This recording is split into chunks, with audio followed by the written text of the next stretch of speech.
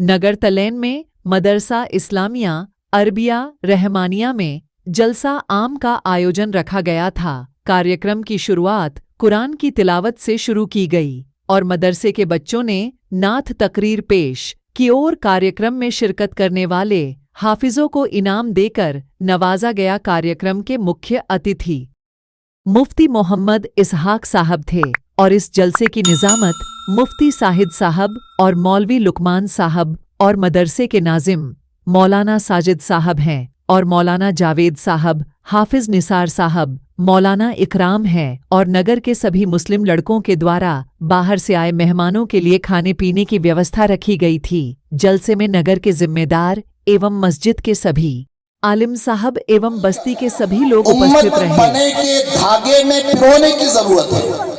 अपने जमीनों, कारोबार और खानदानी लड़ाइयों झगड़ों से निकलकर सभी को एक होने और सबको एक करने और इन्नमल मुअमिनूना इख्वा फअस्लिहू बैन अखवैकुम का पैगाम अमली तौर पर उसको जामा पहनाने की जरूरत है।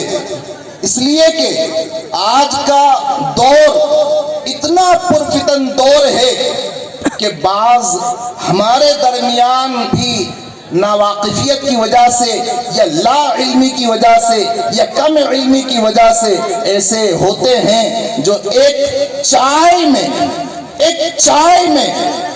मुखबिरी कर डालते हैं, कौम को दांव पर लगा डालते हैं।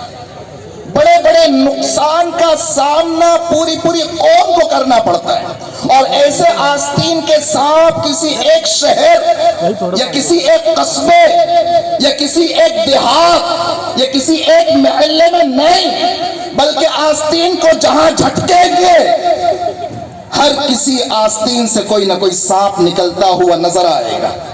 इलाही आबरू रखना, बड़ा नाजुक जमाना है। इलाही आबरू रखना, बड़ा नाजुक जमाना है। दिलों में बुग़्ज़ रखते हैं, बज़ाहिर दोस्ताना है। मैं अपनी पूरी कौम को ये सुनाना चाहूंगा कि वो जो दर हकीकत शेखुल आलम थे लेकिन मशहूर शेखुल हिंद से हैं, जो हकीकत में शेखुल आलम थे लेकिन मशहूर शेखुल हिंद से हैं रहमतुल्लाहि अलैह।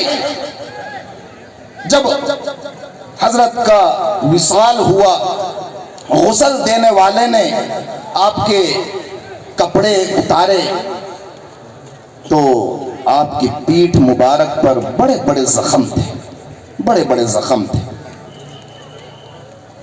गुस्ल देने वाले ने रिश्तेदारों से पूछा, हजरत के जो रिश्तेदार थे उनसे पूछा कि क्या बात, ये इतने गहरे इतने बड़े जख्म। उन्होंने ला इल्मी का इजहार किया कि हमें नहीं पता। उन रिश्तेदारों ने घर वालों से दरियाफ्त किया कि आखिर ये जख्म कैसे हैं। हजरत शेखुल हिंद रहमतुल्लाह